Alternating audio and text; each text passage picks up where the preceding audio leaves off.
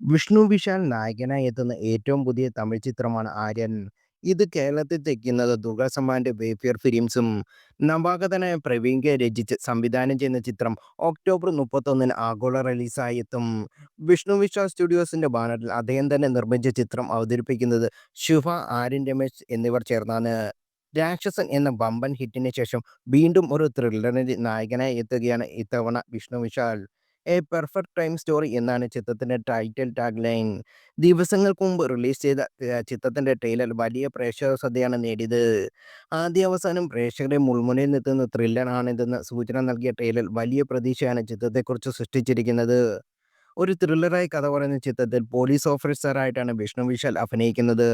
ശ്രദ്ധ ശ്രീനാഥ്, വാണി ഭോജൻ, സെൽവരാഘവൻ, ചന്ദ്രു, ജീവ സുബ്രഹ്മണ്യൻ എന്നിവരാണ് ചിത്രത്തിലെ മറ്റു താരങ്ങൾ.